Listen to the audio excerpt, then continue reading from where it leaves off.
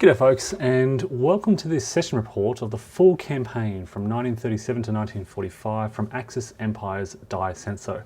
What I've done here is I've taken all my individual yearly reports and basically compiled them into a single video to make it easier for some people to watch. I recognise some people like to see these compiled together.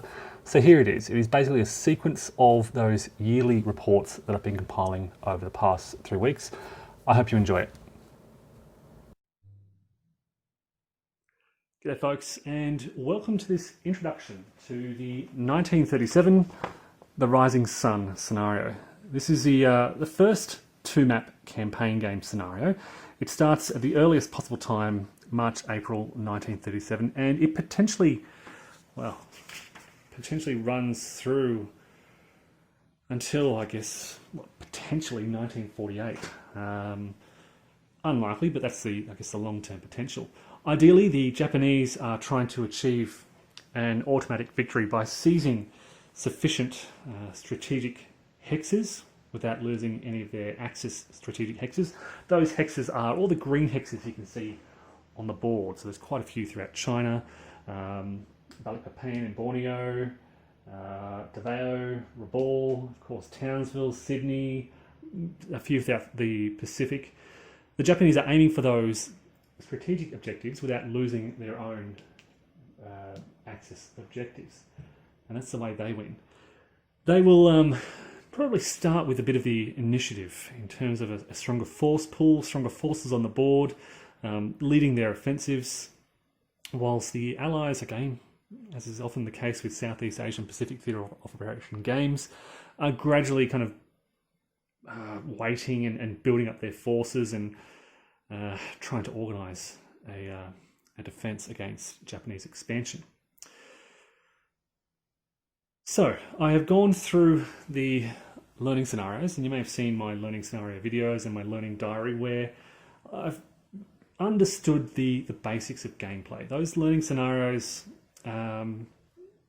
teach you the fundamentals of how the game works, how the sequence of play works, how movement works, how option cards all work.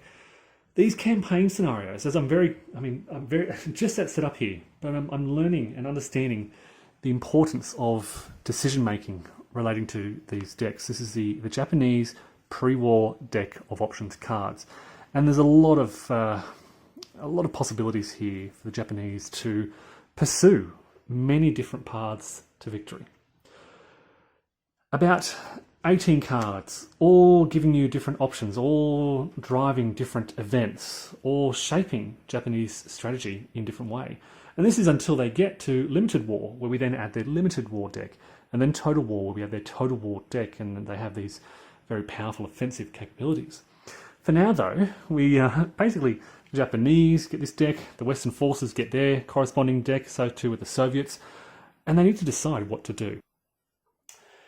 I'm also thinking about broader strategic plans. So the Japanese, what I'd learnt from those learning scenarios was that you really need military superiority to defeat your opponents. The combat results table really doesn't favour low odds very well.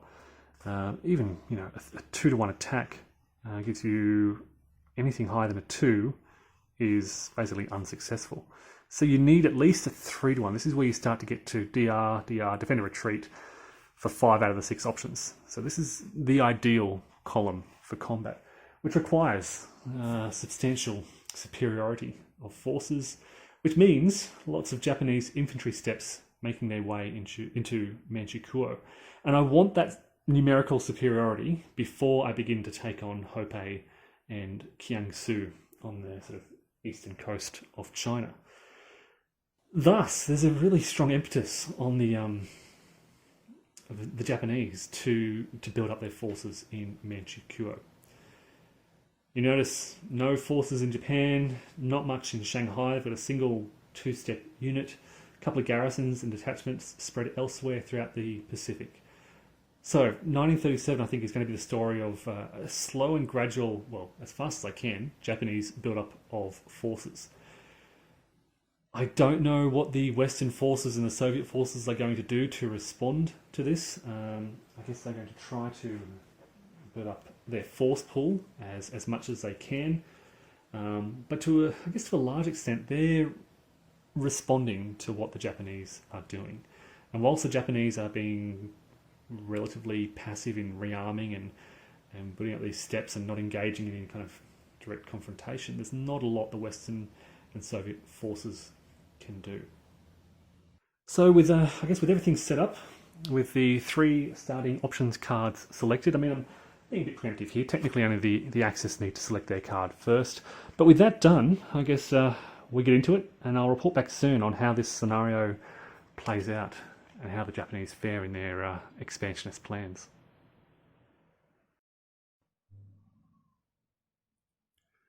So here's the situation at the pretty much into the 3rd season. We're in October, just at the end of October 1937, about to commence the November-December turn for 1937, which will lead into 1938.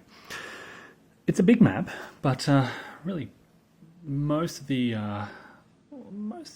relevant information is around here in China.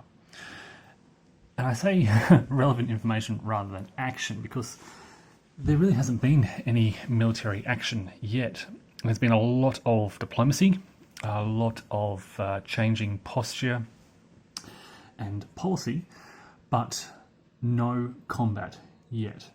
The Japanese, in fact, have only just declared war on Hopei in September-October 1937. This comes down to, again, perhaps my inexperience, poor plans, and ultimately a sense of desperation, I guess. The Japanese realizing that there's a growing number of Western and Soviet forces being combining against them, and they need to start striking at Hopei sooner rather than later. So, what has happened thus far? Firstly, Sichuan was influenced by the Western powers, so he placed a little influence marker there. And then later on, there was another event which pushed them towards the Western powers. So they came and they deployed their forces. But of course, without Hopei in the war, there's not much they could do.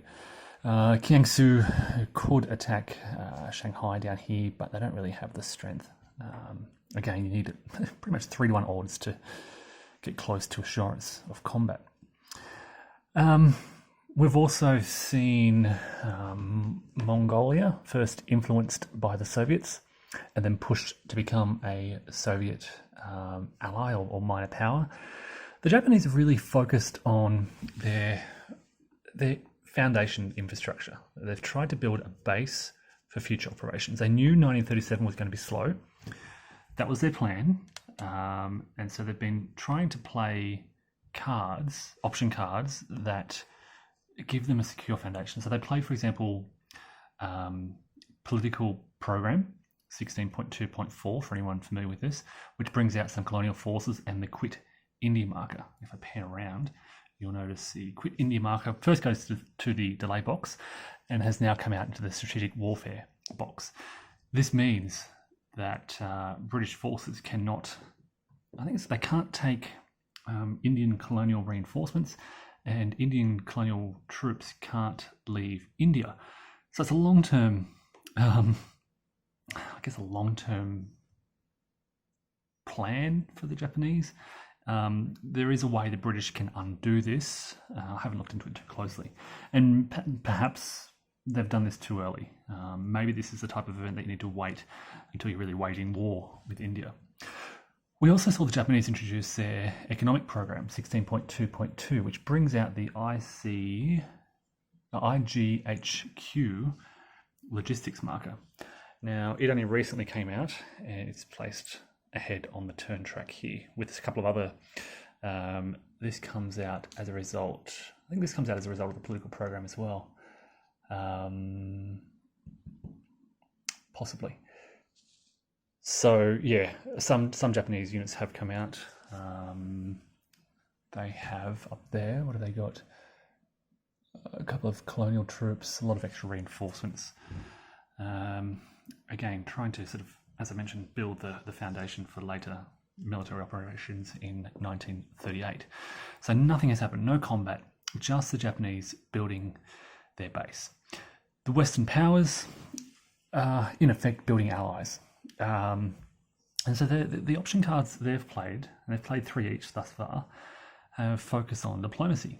And both the Western forces and the Soviet forces have done very well. And when I say they've done very well, basically what I mean is they've rolled very well. The Soviet force in particular got a lucky roll. On their cabinet crisis table, you can see up here, this is the political events table. A lot of the rolls thus far have been cabinet crises. We've had this is the main one the Russians got. They got Gecko Kujo, and this is the event which I think, from memory, brought nationalist China to war, because their posture had already moved to resistance, their policy rather, and then that event brought them to war. It also brought the war state, I think, to limited war. We've also had, what else? A couple of Chinese incidents, quite a lot of 15.8s. And yeah, that's about it. Border incidents, I think, maybe. And yeah, as a result, the Japanese are now facing off against several of these Chinese countries, including Kansu, because Communist China is now also at war. So yes, there's Jiangsu, Sichuan, Hebei and Kansu are both Chinese communist minor powers. There's a bit of a sequence of play you go through to determine the allegiance. So the Japanese declared war on Hebei. There's a bit of a sequence you go through to determine who this minor power allies with, and as it turned out, they allied with, it was a very low priority, they allied with the Soviets for a reason which I won't go into. What else has been happening? Look, the Japanese do have a lot of forces in their force pool. That's what they've been trying to focus on. They played food shortages, which is one of their options cards, which gives them a lot of forces in their force pool. But yeah, I guess the Western forces too have been playing the odd card, which gives Jiangsu some nice reinforcement. So they have quite a lot of forces on the board, relatively speaking. They've got Sichuan backing them up, and then they have 3 extra forces in the Western force pool. The Soviets have got some Mongolian troops that come on the board. There's Mongolian cavalry in the delay box at the moment. That's quite powerful, and that'll come out later on. I actually haven't rolled for the delay for that yet. But thus far, I think the Allies are pretty happy. Both the Western force and the Soviet force are pretty happy with how things have gone in terms of their diplomacy, bringing in these minor powers. And I think the Japanese, the Axis powers, are probably the most disappointed. They probably delayed war a bit too long. And now I'm fearful for what 1938 may hold for the Japanese. But time will tell. And we'll find out soon enough. G'day folks, and welcome to this report of 1938 from the full campaign scenario from Dai Senso.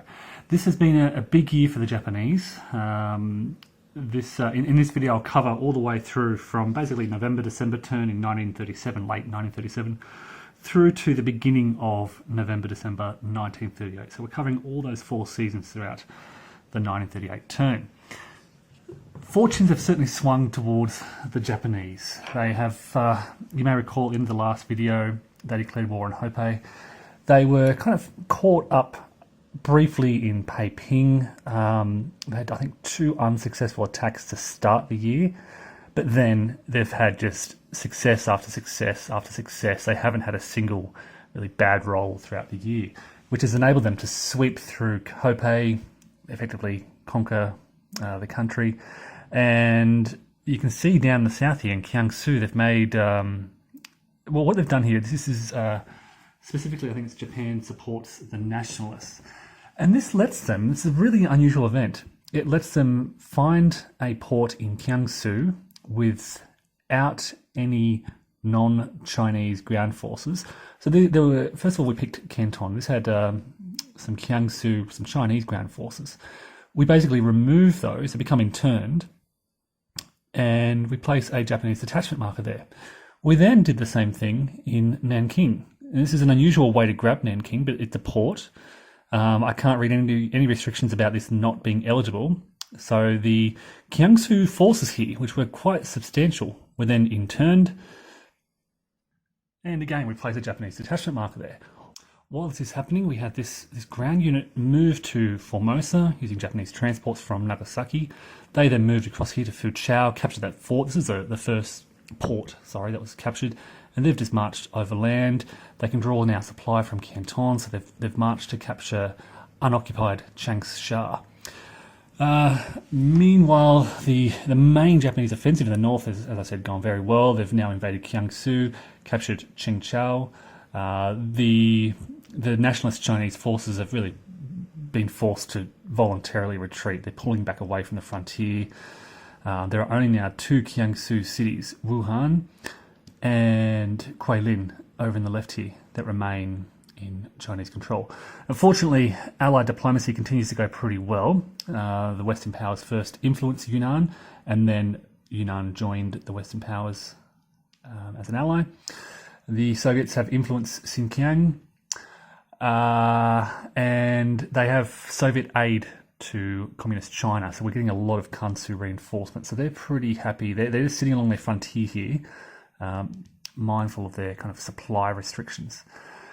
But yeah, I mean, at the end of 1937, I was a bit worried that the Japanese were going too slow. Now I'm pretty happy with their progress. You can see here we're looking to build some headquarters behind the lines. The Kwangtung forces can't leave Manchukuo.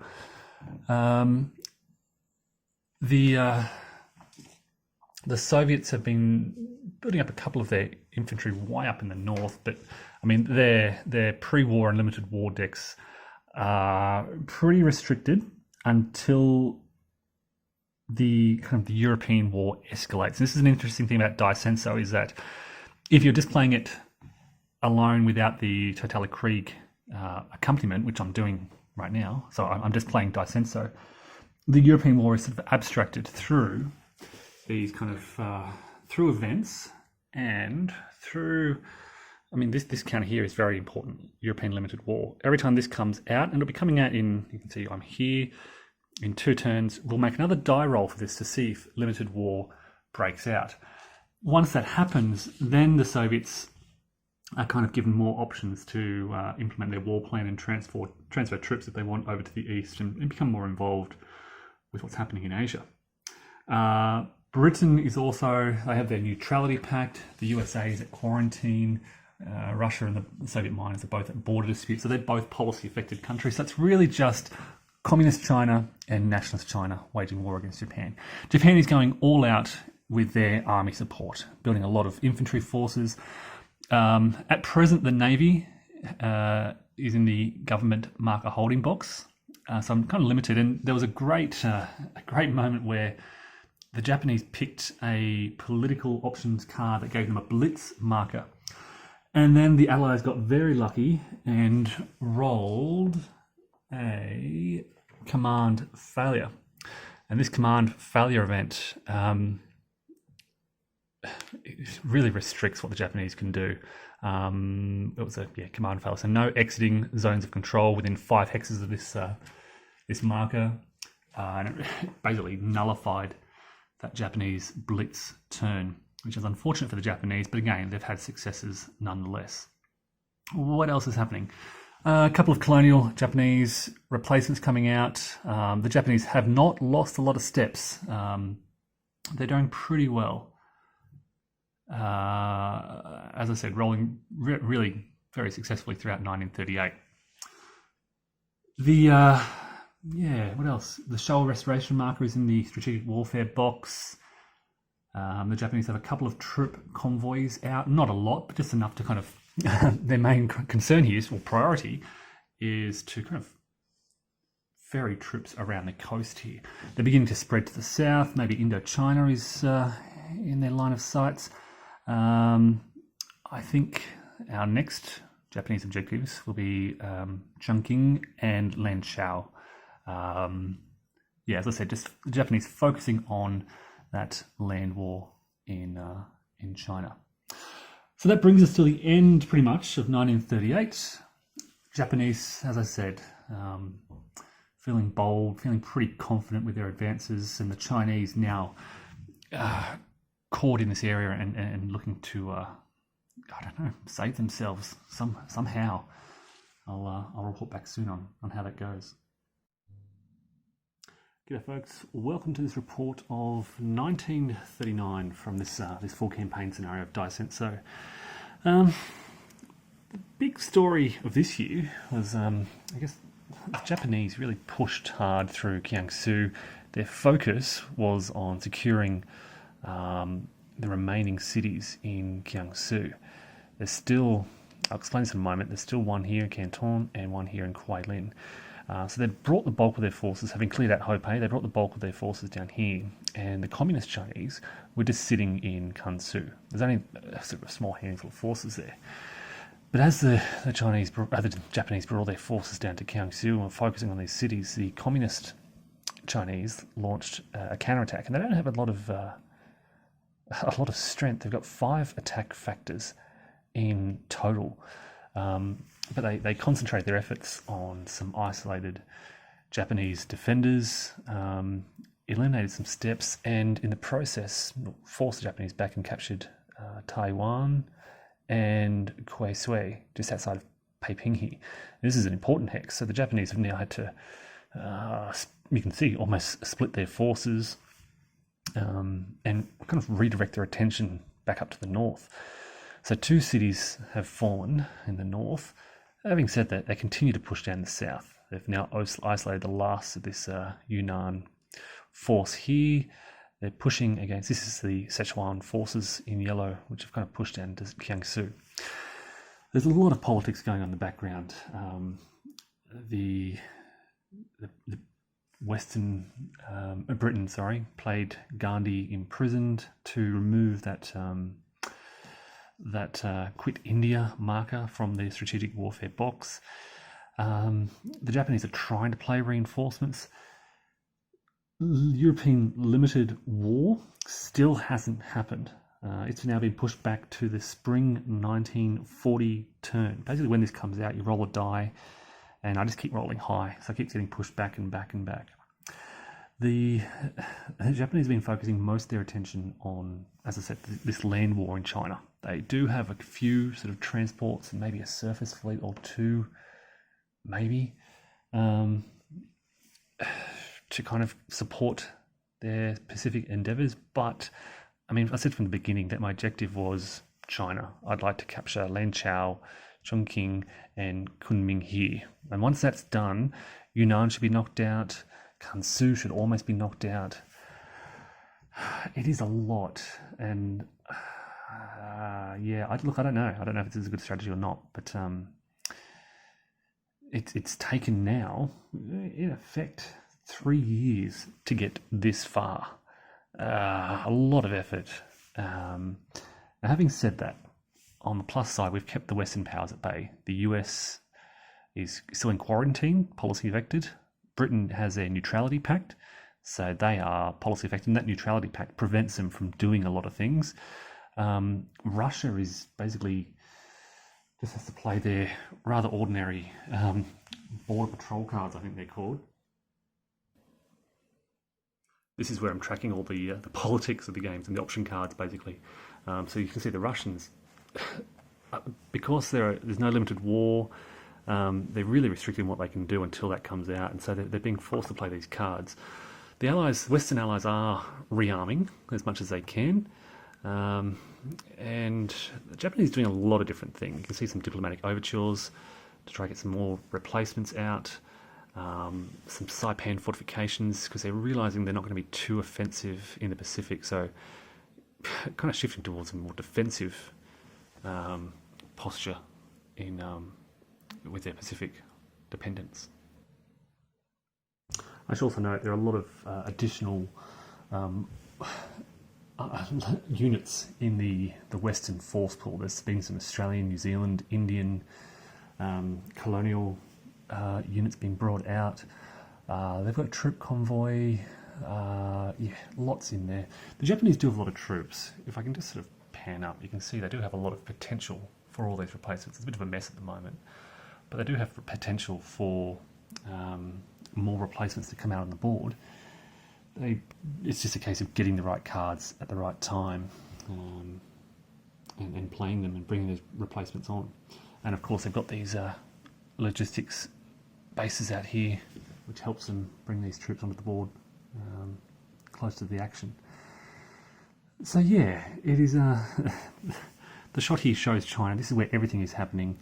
Down to the left here, Indochina is neutral. Xinjiang is still under Soviet influence. Tibet is no longer neutral. I think it was the Western powers who removed that, trying to get Tibet to join these Chinese forces.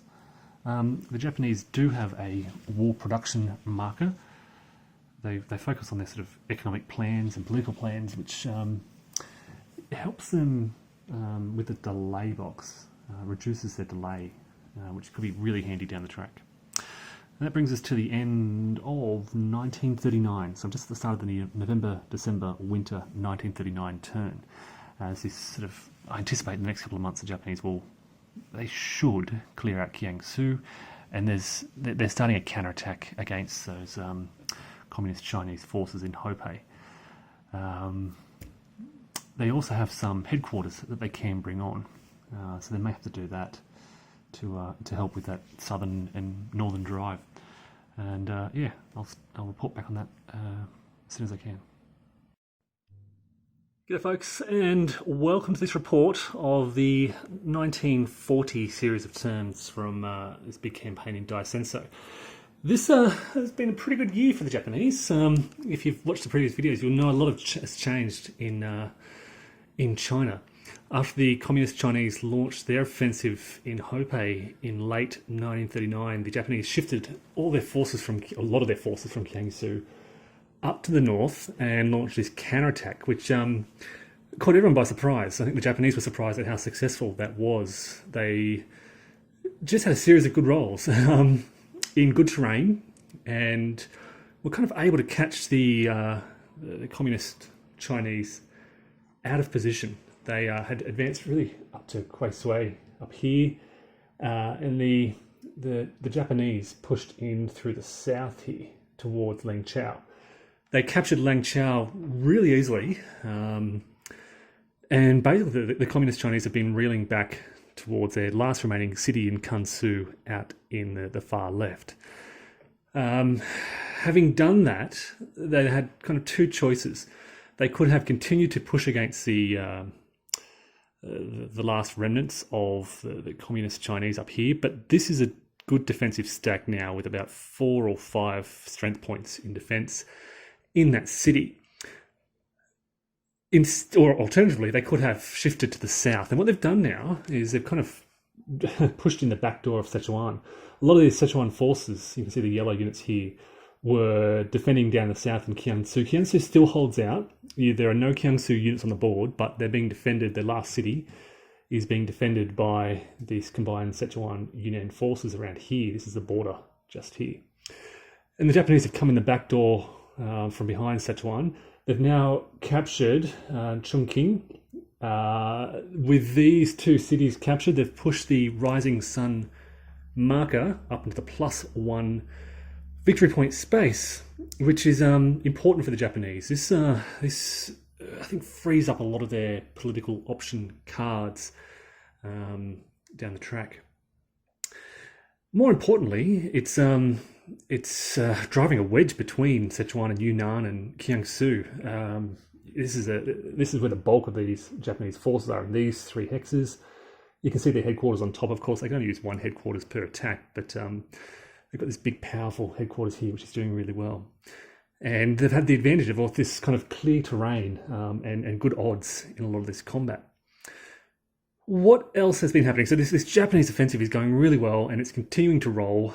They're likely going to capture that last city in Sichuan on the next turn. This is the last outpost here, and I think they have the strength to do so. Throughout 1939, the last video I did, the nationalist and communist Chinese both benefited a lot from aid, from Western and Soviet aid to China, and they're rolling really, really well. Throughout 1940, they have hardly received any aid, and they've been really struggling. I've been using the Chinese production card to try and get these replacements coming out. They're not able to keep up with the Japanese. The Japanese have also been focusing on their replacements, and they've been able to concentrate their forces more effectively. That's been the main story of 1940, this ability for the Japanese to concentrate their forces better than the Western and Soviet forces.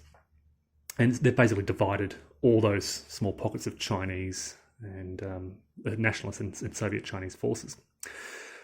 This, of course, whilst this is happening, the other major powers are building up their forces. You can see in the background a lot of decent Soviet stacks. The Soviets are still, Russia is still at border disputes, so they're policy affected. They're not in the war yet. The Western powers, you can see kind of making their way through India, some of these Commonwealth forces. We also have the Australians in Leh, up here. The Americans are also in Wake Island, detachments all over the place. So they've been building up whilst the Japanese have been attacking in China. We kind of expected this. The Japanese kind of knew this might have happened. They have been largely ignoring the Pacific, focusing on mainland China and so forth. So we kind of thought this might happen. Finally, European limited war has broken out. If I can just pan the camera up a little bit, you'll notice up in the top right that European war display. The Soviets were the focus of that European war. So there is still no Western European war. Basically what this represents is the Nazis heading east, focusing on the Soviets. So Britain is still under neutrality pact. The USA is still at peace, policy affected, quarantine. But the Soviets have their limited war marker out. This also changes a couple of things on the turn track. So we place quite a few markers out here. We have this marker comes out basically a year from when war broke out. This is when war broke out, limited war in Europe. We place this marker here, and we place the European total war display in the summer turn, basically 2 years on. You can see all those American and Commonwealth convoys. They're coming out through a lot of Allied rearmament cards. And if I just pan up a little bit, you'll see that rising sun marker. We're on +3 rising sun, +3 strategic value, which gives us that one victory point for the Japanese. So yeah, things Japanese still feeling pretty good. Certainly optimistic for what the next 6 months at least will hold. Perhaps quietly optimistic. If you can see there, you can see all the Japanese forces available in their force pool. Not a lot of Russian forces. The Russians, basically when they get a force, they can place it on the board quite quickly. The Japanese have been adding a lot of forces to their force pool, but they are getting replacements out, but they're also exhausting them through their combat. They do get quite a few exchange results. So doing well, but would love to get more of these on the board. So what else? Xinjiang is still under Soviet influence. Indochina is neutrality affected. Tibet has lost their neutrality. The other thing that happened is Hopei. You may notice the purple Unisahu. They become an Axis minor power. This is through the treaty event. In other circumstances, this might be really good. It would let me rebuild these Hopei forces as minor units. But as it is, the Japanese, as I just mentioned, are struggling to get their own units on the board. So maybe if I can get a lot of Japanese replacements over the coming year, then I can draw on those Hopei forces. But right now, there's no real need for those Hopei units. All right, well, as I said, that's the end of 1940. Just heading into the November-December 1940 turn, and then 1941. And I'll report back soon on what happens there. G'day folks, and welcome to this report of 1941 from the Grand Campaign in Dai Senso. And this has been another big year for the Japanese. They have conquered China. You may recall in the last video, they had captured a place called Langchao here, and had begun to shift their forces to the south to focus on Sichuan. This was a huge move. This is a lot of clear terrain. There's two cities here, capital. But because Sichuan and Yunnan had brought all their forces down to the southern border here, this is where the Japanese were. Just to reflect, this is where the bulk of the fighting was taking place. The Japanese were trying to push out the last of those Kiangsu forces and capture the last cities in Kiangsu. And then there was this communist Chinese attack up here. So the Japanese quickly shifted their forces along the railroads up to the north, fought back that communist Chinese offensive, and then just kind of pivoted around and came in from this side. And I think they were surprised by their own success and caught just Sichuan, Yunnan, Kiangsu by surprise. With all their forces down the south, they did try to kind of retreat, but it was difficult to do so. The seasonal effects, the mud made it difficult to move. And the Japanese just rolled down, captured Chengdu, Chongqing, Guiyang, Kunming. They kind of moved through here first, and then this Guilin was the last Chinese city to fall. So Kiangsu kind of held out to the end, despite not having many forces left on the board. Now Kiangsu has slightly different rules. They don't become they don't kind of surrender like the other Chinese forces do. There are slightly different rules governing how they collapse, and I'm still a bit uncertain about that. We checked for Allied minor country conquests. So certainly, I think Sichuan and Yunnan are conquered, but Gansu and Kiangsu can't be conquered in the normal way. I know there are some events like puppet government created, I think, or peace treaty that can set Kiangsu up as a Japanese dependent, but I've used that for Hopei. And as I mentioned in the last video, I haven't placed any of those Hopei forces. So that happened, and the Japanese kind of pushed down to the border with Indochina. And then they kind of made a mistake. I kind of thought maybe it would take some time to clear out the remnants of Kiangsu. It happened very quickly. And so I didn't play East Wind Rain, their kind of main offensive card at that time. I didn't plan it. So I was a bit of a season behind. And as a result, the Japanese were basically sitting around doing nothing for all of summer 1941. They did, however, plan it for August 1941. They planned this East Wind Rain. This brings us, you can see it from the top right corner, to total war. It does various things. It removes a lot of the policies in effect. So Russia and the Soviet miners were both at disputes. So it ended their policy. In fact, the communist Chinese were at armistice, so they're treaty affected, and it also removes that treaty.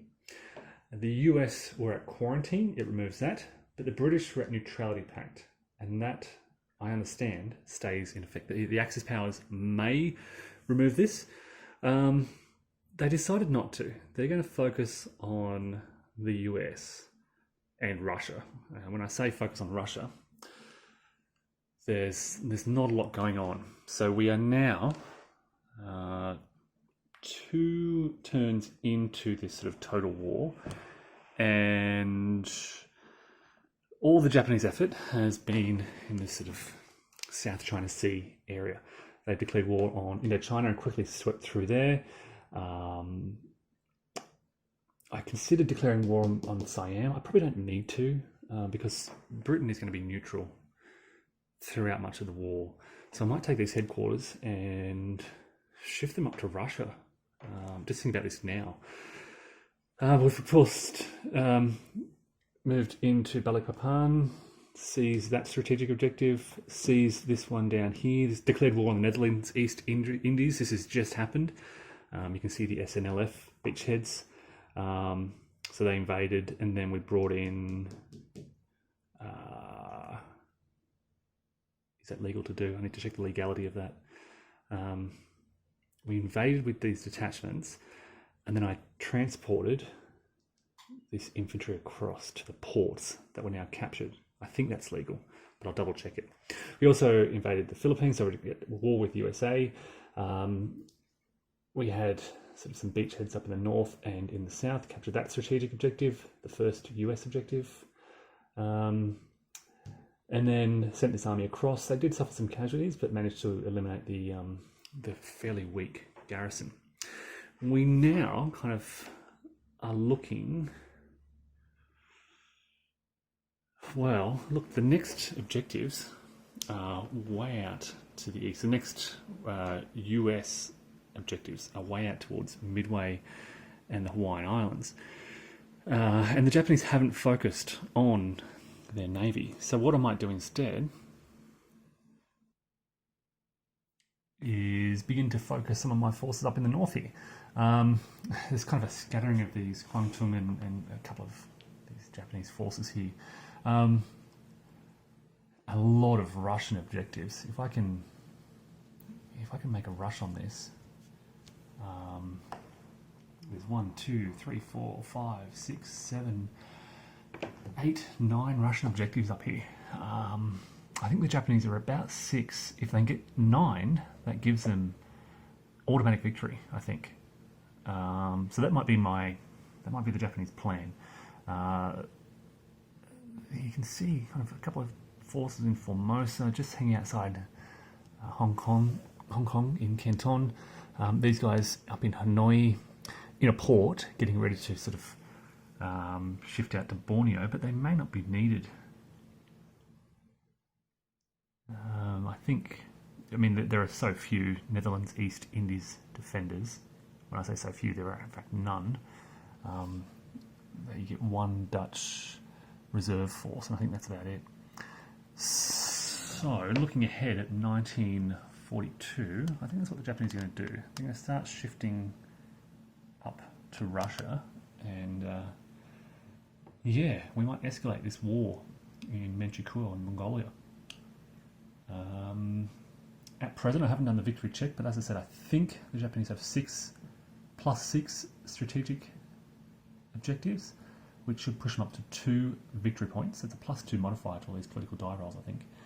So, yeah, I think we'll start preparing for that northern offensive and not worry too much about what's happening sort of elsewhere in the Pacific. Stay tuned, and I'll report back. G'day folks, and welcome to this report of the 1942 series of turns from the full campaign of Dai Senso. This has been quite a busy year. You can see this very busy area around Manchukuo in the north, where the Japanese have gradually shifted their forces up against the Russian frontier and have launched quite a powerful invasion, quite a strong invasion of Russia. They have captured Vladivostok down here, and they're moving against Sakhalin up here, and it's not Kamchatka, it's Petropavlovsk. Having captured, they've also captured this hex here. I don't know what that one is. Blagoveshchensk. And having secured that, they're now shifting around to the west with a small sort of contingent out in the east over here. They have, what else have they done? They have shifted Kiangsu such that they are a Japanese dependent. They have started to shift, you can see in the Pacific out here, some of their infantry to defend their sort of most important strategic possessions. It's taken them a long time to do this. Because they were so focused on China throughout 1939, 40, 41, they basically left large parts of their Pacific holdings undefended. And they've only, over the past couple of months, started to use their convoys to shift these infantry out. It does take a long time. The Japanese don't have a lot of convoys, maybe half a dozen. So to shift all the way out to Truk or the Marshall Islands out here, basically from Japan, it's 1, 2, 3 convoys. So yeah, that's happening very slowly. At the same time, over in the east, you can see this American build-up, and this is what has prompted this Japanese response. You can see the Americans building up their infantry in Wake Island, Midway, Johnson Island, Hawaiian Islands. The Americans have been trying to focus on building up the infantry, building up their surface fleets, convoys, CV fleets. The bigger, broader story here is that because the Japanese sort of are on the offensive from 1937, they have the initiative, and they have a lot more flexibility in the cards they can play. The US, the US, Western miners, Britain, Russia, they're all restricted heavily by the war state. And until Total War comes out, which only came out, keep in mind, 12 months ago, they can't play many cards. So they're restricted by a lot of the Russians are playing a lot of border defense cards, which do absolutely nothing. It's pretty much the only card they can play on many turns.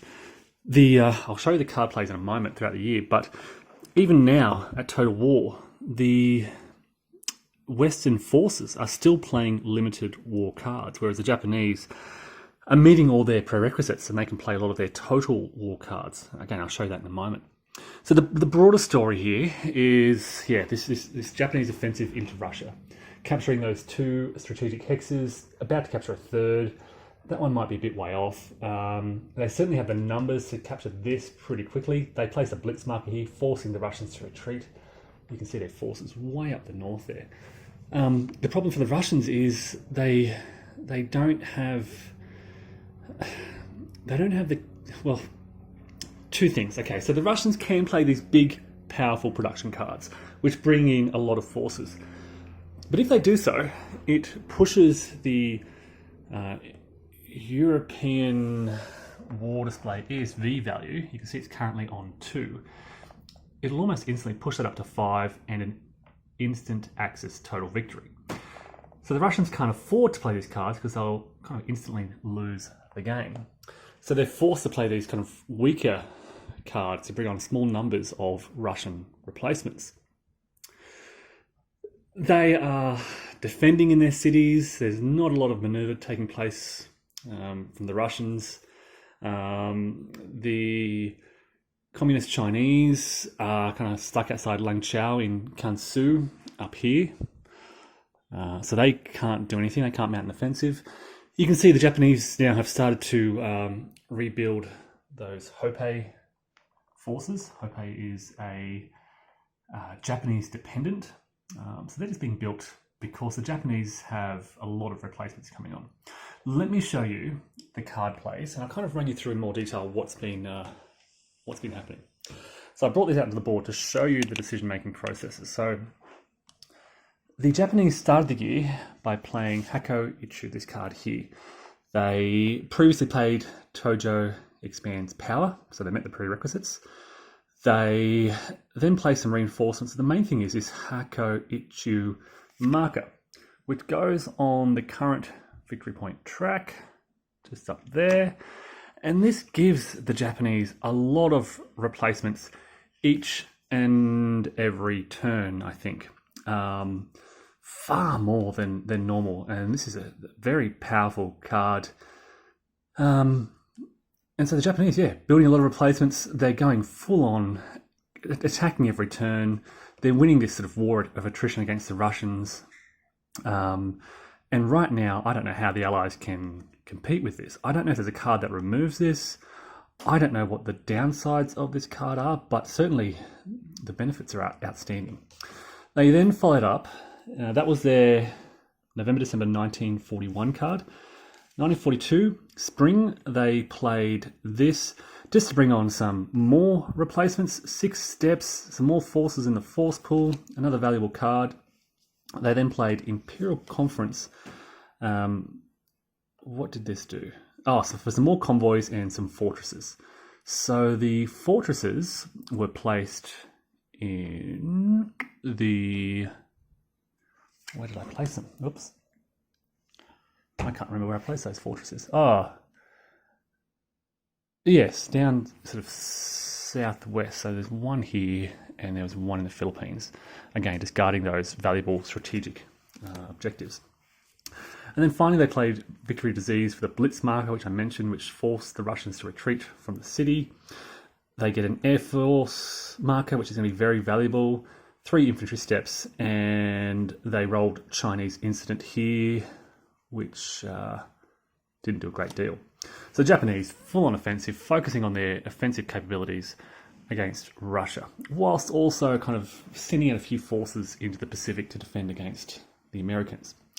Now the tide, I kind of want to say the tide is slowly turning in the Pacific with this American build-up, but it's probably slower than you might expect for 1942. We're at the end of 1942 and the Americans have not commenced any offensive in the Pacific. They played Riviera Conference, which is an important prerequisite for a lot of other events. You can see Pacific Mobilization down here, for example, plus others. It gives them some colonial British forces, which are not going to be of any value whatsoever, a British infantry step. Britain has a neutrality pact until, 3 turns before the end of the game. So that's playing this mainly for the event prerequisite rather than the British reinforcements. Basically, the story of this game is Japan has signed a neutrality pact with Britain. Britain and their allies are out of the war until, you can see the turn marker here. This is when Britain enters the war. This is when the campaign ends. So not much is going to happen there. I suspect, Japan will probably secure victory before that happens. They then played Doolittle Raid. Again, this is another important event prerequisite. So what the Western powers are doing is basically playing all these events to get them out of the way to meet other event requirements. They then played Victory Program. This is more important. Adds a lot of US forces. The US Victory Program marker, which adds a lot of die roll modifiers, delay modifiers, and so forth, which really helps. I think it kind of helps the Allies. And some more infantry steps. Then we played Pacific Mobilization. It has a CV fleet, the important 231 headquarters, and some more replacements. So this has been all about the Western powers setting up for 1943, and I think they're just about set up. 1943 should see the start of an American offensive in the Pacific. The Russians have been totally hamstrung. They can play 1 War Progress card per year. They're up to War Progress 2. This is all because of the delay in that European War marker coming out. So the European War didn't start until August 1940, which prevented the Russians from playing a lot of their cards. So they're behind schedule. As the Japanese are kind of ahead of schedule, there's a huge imbalance up there in Russia. They've had to play border defense twice throughout the year. They did play limited war production, which brought on some forces, and they do have some Siberian reserves coming on in the next turn. But the Russians are a bit depressed, as you can see up in the north. They're really struggling. They're vastly outnumbered. The Japanese are, just running rings around the Russians. The Russians are kind of consolidating in these cities, which gives them sort of 6 or 7 steps. And even then, the Japanese are being able to outnumber them 2 or 3 to 1 and grind them down. When they can place those blitz markers, they force those retreats out of the cities. I haven't done the victory point check yet for the start of the next turn, but it will push the Japanese to 3 victory point. I think that's allowed. I have to check the rules on Hako Ichio. They should be up to about plus 10 strategic value. And only 5 more needed. So let's look at where they can grab that 5. Well, there are 1, 2, 3, 4, 5 red markers out here, 1 over here, which will be captured. I'm almost certain of that. So there's going to be 1, 2, probably 3, 4 certainly I think within the next turn. And depending on how fast the Japanese can drive up here, this is Xinjiang, which is currently a neutral Chinese country. The Japanese can certainly capture most of these red ones. It's a case of whether or not the Americans can snatch a few of these Japanese objectives, which will reduce their strategic value. Okay, so that is, as I said, the end of 1942. I'll report back soon on what happens in 1943. We'll see whether or not the Japanese can snatch an automatic victory. G'day folks, and welcome to this continuing report. Here we cover 1943 from the Grand Campaign from Dai Senso. You may notice way up in the north, the Japanese have just swept through Russia so quickly. There are 2 remaining Russian strategic VP hexes way out in the top left, being defended by about 5 steps of Russian infantry. They do have a headquarters up there, but the Japanese just have had numerical superiority throughout this. There were some brief delays around sort of northern Mongolia here and Lake Baikal, but the Russians couldn't hold out very long. The Japanese, as I said, just have numerical superiority. They are on the offensive, so they're picking their targets, and there's not a lot the Russians can do to slow them down. So yeah, 2 more VP hexes out on the left there, and that will be it for Russia. If the Japanese have secured those VP hexes out on the right. Now, throughout the year, the Americans built up a lot of their infantry forces in places like Johnson Island, Hawaiian Islands, Midway. They invaded the Marshall Islands first, secured Eniwetok and Ponape down here. They increased their garrison on Guam, and they were planning to attack Saipan just to the north. But towards the end of the year, they rolled 2 pretty lucky events. They drew, I think the event, behind me here, yeah, something like Allies support nationalists, Allies support resistance.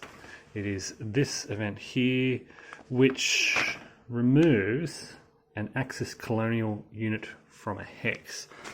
Incidentally, the Japanese have been garrisoning a lot of these islands with Axis colonial units, and Iwo Jima in particular had 2 steps of colonial units. So the Western powers, the Americans, removed one of those colonial steps, and then on the very next turn they rolled exactly the same result. This is a pretty rare result to roll, but they rolled it again, which removed the other step, which really reduced the steps in Iwo Jima.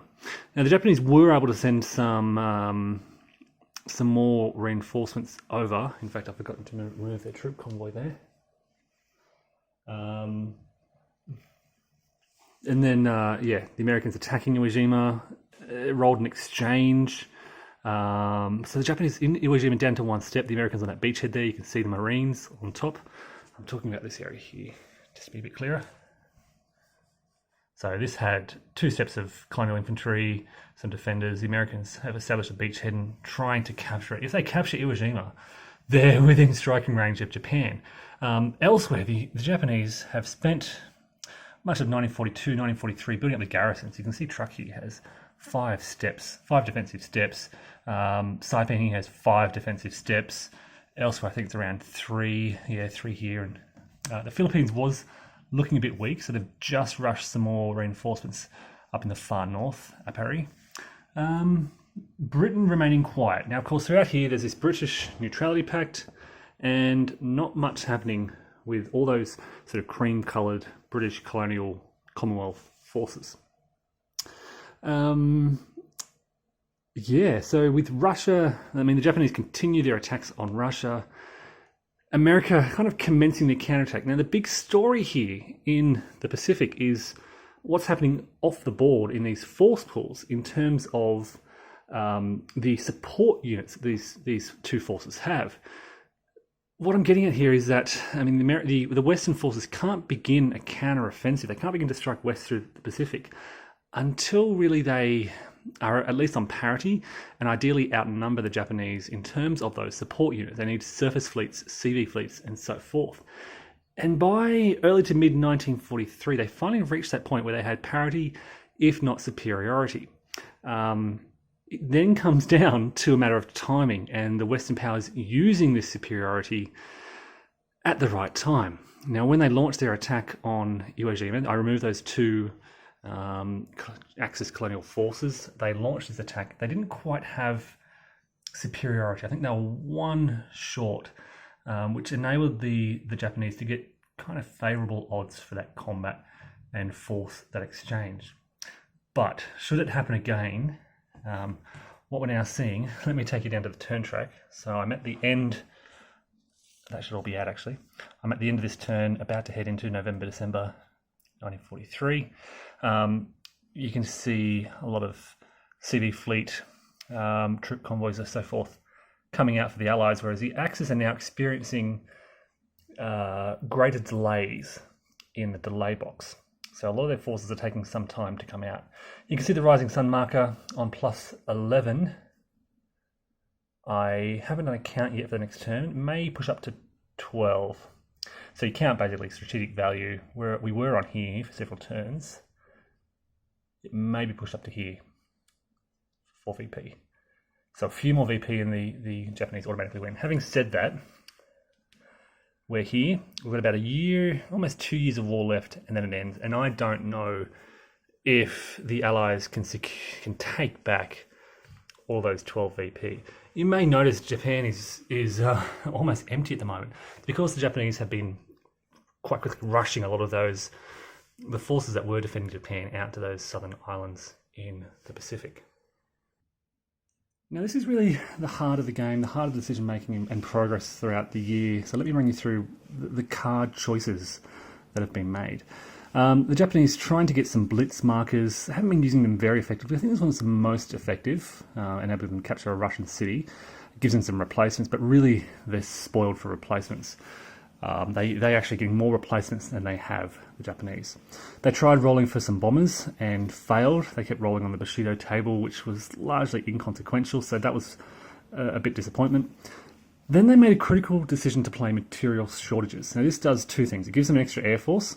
It enables them to play subsequent cards, like the Ichigo offensive requires material shortages, but it penalises them with this material shortages marker, which gives them an extra delay. An extra month's delay for every unit returning to play. Now, because they had this victory point advantage and we basically had a negative modifier when they selected this, they thought it would be a good idea. Since playing this, the +1 for that, there's now a Western Forces sub-fleet, which adds another +1 delay modifier. And the US commitment level track has increased to 2, which adds another delay modifier. So these 3 delays for the Japanese all came at the same time.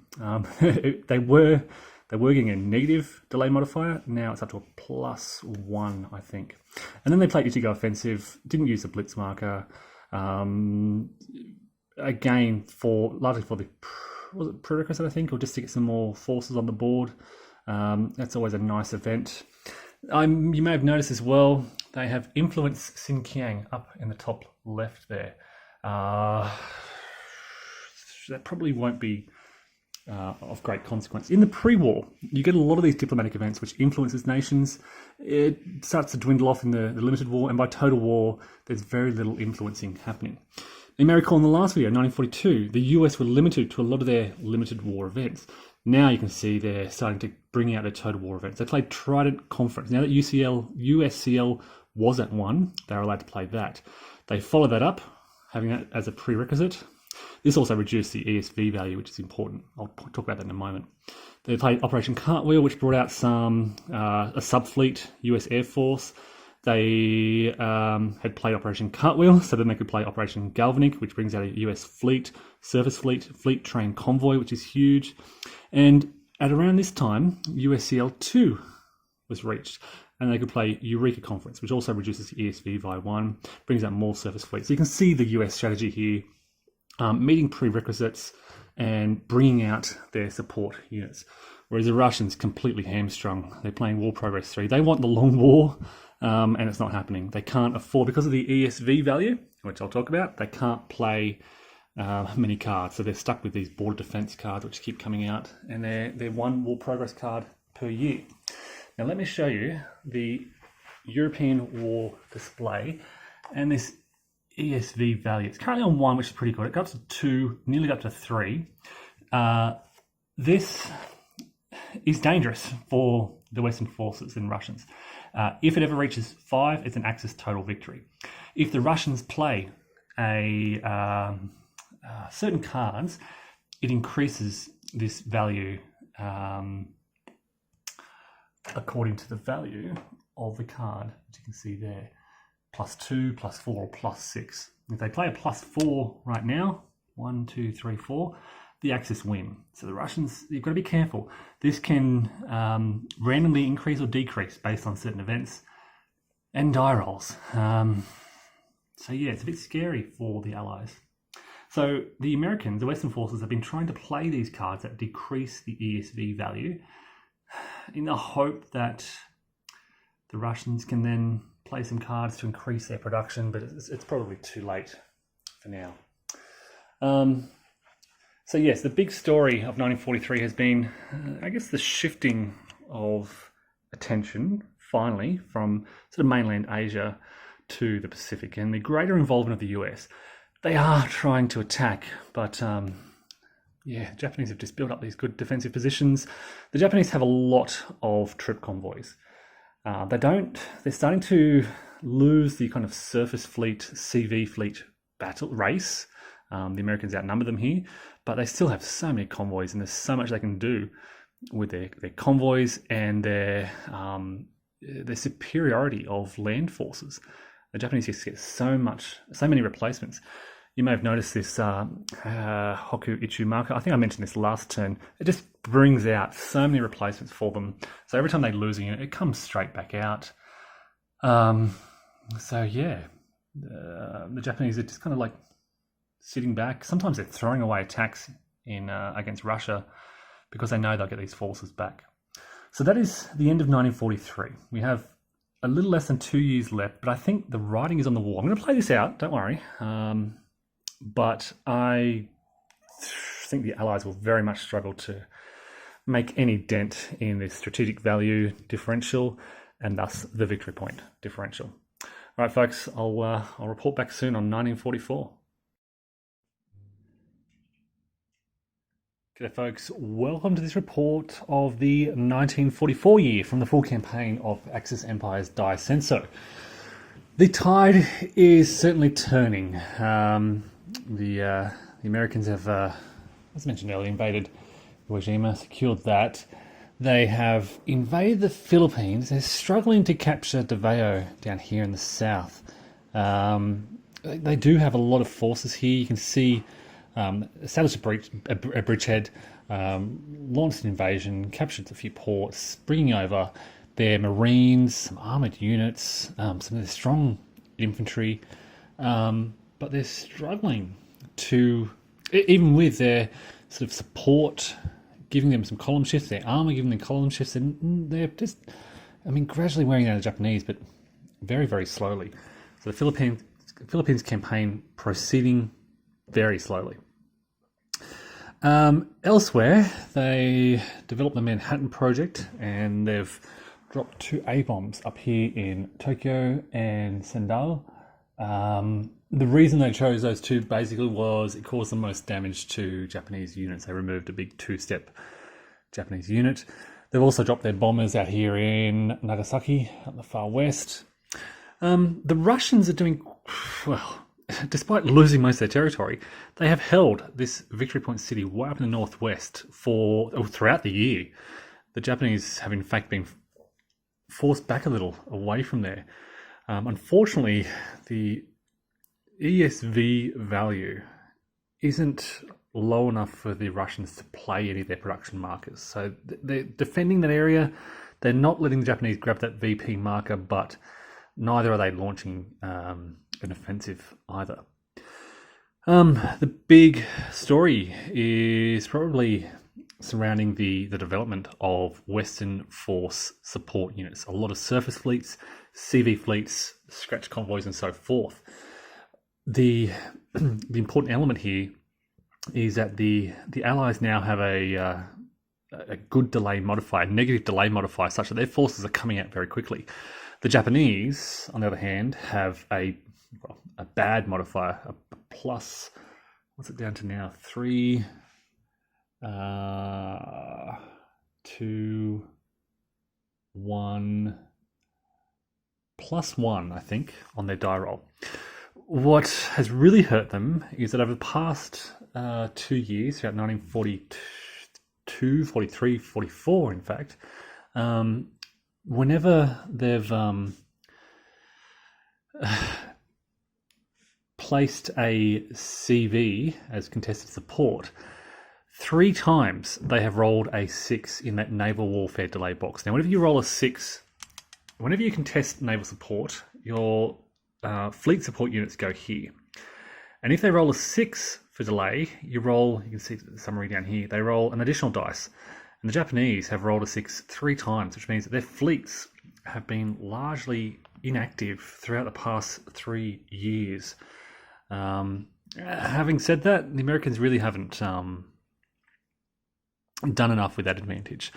The tide is turning, as I said. The Philippines campaign is underway, but I think it's all too late. The war this is now the final 12 months of the war.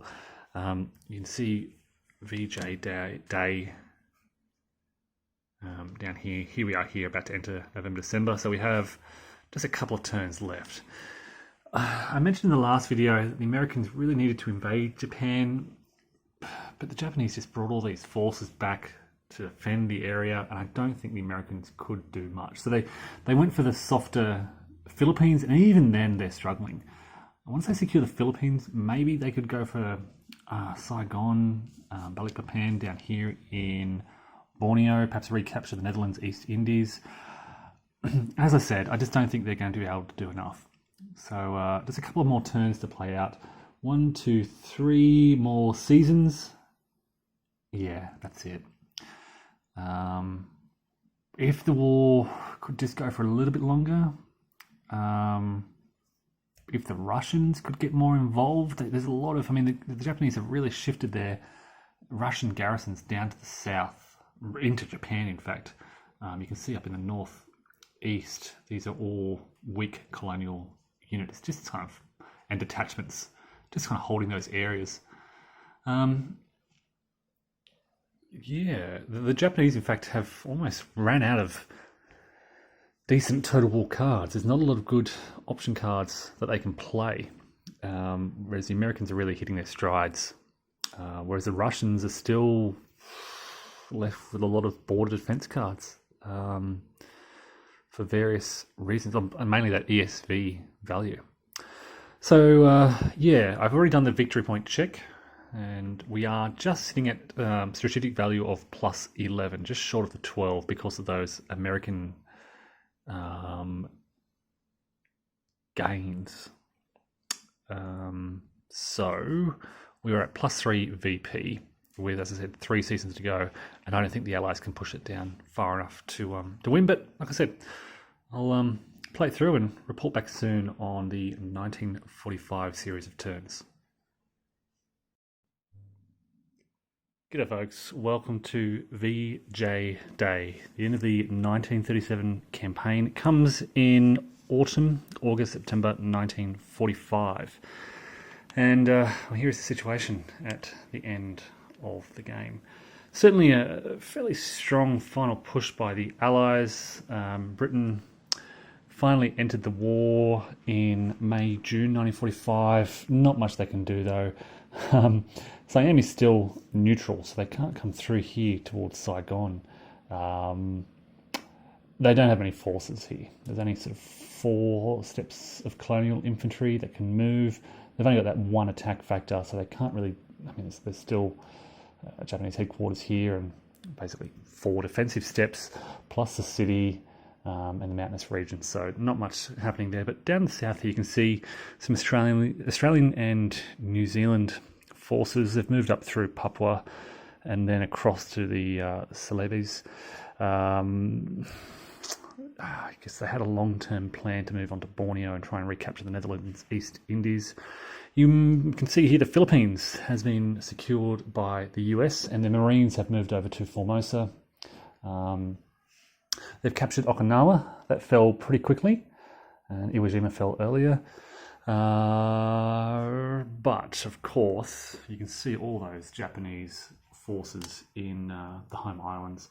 The Japanese has brought everything back, defending those home islands and those Axis strategic hexes. The Western forces dominate the seas. They have so many CV fleets. I think they've got it's such a long stretch to get up here. Maybe three CV fleets. And again, when these are spent, they're coming back quite quickly because of their modifier. The US commitment level is up to 4. You can see that up here, which gives them a -3 delay modifier. So, yeah, most of the time they are almost coming back immediately. But they couldn't crack the Japanese home islands. They've just brought everything back here. So it's such a strong defensive position in Japan here for the Japanese. And the Americans were basically trying to do everything else but invade Japan. So Okinawa, Philippines, Formosa, Even with all that going on, with losing the Pacific, the Japanese finally managed to capture Novosibirsk. They got very lucky there with the die roll. And they managed to get another China incident to influence Xinjiang. And that was already under their influence, so it came over to their side. And they secure another Soviet strategic hex. So the Russians just holding on to Omsk up here. It's the only hex they have left. So, yeah, it's in the final VP count, when that VJ Day marker comes out, I count 15 Allied strategic hexes under Japanese control, minus 1, 2, 3, 4, gives the Japanese plus 11 strategic value for 3 victory points and the victory. As I said, there's a long... The Allies will need to reduce this down to 0. So capture 11 more Japanese strategic hexes, or recapture their own strategic hexes to make a dent. So if the war were to continue for another year, they would most certainly capture Balikpapan and Batavia down here.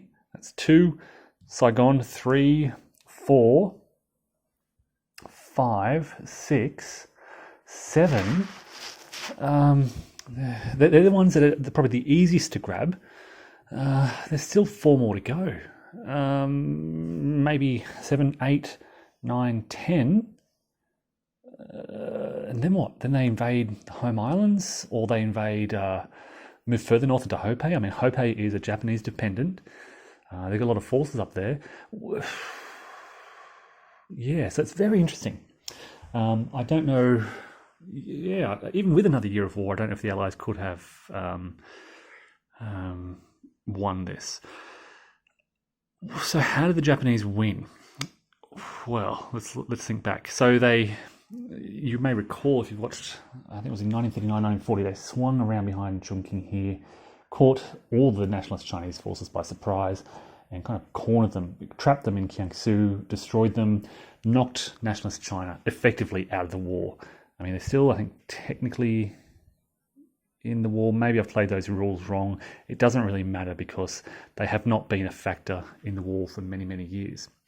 Once they had secured sort of China, and there are no nationalist Chinese forces on the board, they had all these land forces, and they had 2 choices here. Move them into the Pacific or go against Russia. Now, at this stage, Russia, the Soviets, didn't have many forces on the board. They were basically up in their cities defending, and the Japanese figured they'd be a softer target. Part of this is also, I've got to say, my inexperience with the naval and support rules. I thought, well, this is going to be easier for me to do. I won't have to worry about supply convoys, transport convoys, and so forth. The land war is easier for a new player. So I went against Russia, and it proved to be very successful because they shifted everything up. Because Britain wasn't in the war, I didn't have to worry about all their colonial troops. Because America, the US, didn't have their support units yet, they weren't a threat at all for a long time. So the Japanese were free to focus everything on Russia. They sent everything north, captured all those Russian VP hexes, the strategic hexes. That was slowed down around Ulaanbaatar and the northern area there. Took them some time to capture those final few hexes. But by this stage, they'd eliminated so many of these Russian forces, and the Russians struggled to get replacements. The Soviets just cannot rebuild their forces like the other forces can. Every time they seem to do so, they're pushing up that ESV value. Now, I was tempted to play this a few times, but as I mentioned in some of the videos, this ESV value, this European European war display, it can increase randomly. And for example, it's currently sitting at 2 at the end of the war. Now, if I were to increase that to 4 and do some Soviet production, all it takes is a bad die roll, and I've pushed it up to ESV 5 with an Axis total victory instantly. Now, I didn't want that to happen, so I've been trying to keep it at 2 or less. So yeah, the Japanese did that. They effectively knocked Russia out as a threat. And once they had reached sort of Tanu, Tuva, Siberia, they brought their forces back south. They began to garrison the Pacific Islands, which slowed the Americans down. By this stage, the Americans were starting to turn the tide in the balance of support surface fleets, CV fleets. Right around the time the Japanese were very quickly garrisoning all those islands. They also began to garrison the home islands and parts of China. And as they're doing that, the Americans are building up their forces. This is around 1943. It's a little bit late in the historical timeline. So 1943, the American surface fleets, CV fleets, begin to outnumber the Japanese, and they begin their offensive, starting with the Marshall Islands. They didn't worry about Truk here. This is very well defended by 2 pretty strong garrisons, so the Americans didn't worry about capturing that. They captured Iwo Jima quite quickly by surprise, thanks to those lucky events. Then they invaded the Philippines, and the defense of Davao here just slowed the Americans down. The Japanese just reinforcing the hex. They had a few steps here, and they could just hold out month after month against these US attacks. They eventually brought over superior numbers with air support and so forth, and captured it very, very late in the war, then quickly moved against Manila and Apari. But yeah, as I said, by that stage it was way too late. And then, of course, the Commonwealth forces moving out. So I think the Japanese won because they were able to concentrate their forces against the Chinese, knock out the Chinese, and then against the Russians, remove the Russians as a threat. And then by that stage, they were ready to defend against the superior naval force of the Americans and the Western forces. And they were able to hold on really well to the end of the war. They really only lost, at one point, they were up to plus 14 strategic value. They've only lost 3 of those strategic value hexes. Again, they've gained 2 up there, and they've lost 1, 2, 3, 4, 5. So plus 2 minus 5 is a negative 3 from their maximum expansion in the Pacific. And of course, they still hold the Western Caroline Islands, Eastern Caroline Islands, Formosa. They've still got a base down in Borneo. They're still in a very good position. As I said, hypothetically, if the war were to continue for another year, I reckon the Japanese would still be in a winning position. Another 2 years, the Americans really need to be very aggressive at this stage. As soon as they get this, I'm learning a lot, but as soon as they get that naval supremacy, they need to use that and attack, and use everything they have to hurt the Japanese.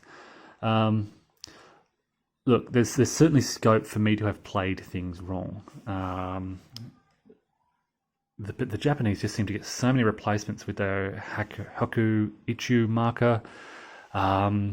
their force pool is almost empty of possible replacement. They're all out on the board. Certainly their early play of the sort of economic cards helped them immensely. War production brings these forces back more whenever they spend a surface fleet throughout 1939, 40, 41, 42, whenever they're spending a surface fleet or whatever, Air Force, it's coming back very quickly. And certainly in 1940, 41, the Americans were being penalised whenever they used a fleet by their detrimental delays. Then this turns around in 1943. So yeah, this is the end of the campaign. It's a Japanese victory. I'm going to do a completely separate review and summary of gameplay, but just sort of give those final thoughts on how this campaign played out. Japanese victory because they could destroy the Chinese, then destroy the Russians, and then just hold out superbly well against the Americans, with the British coming in far too late to make much of a dent in that Japanese position. So that is the complete 1937 campaign from Axis Empire's Dai Senso, ending in a Japanese victory.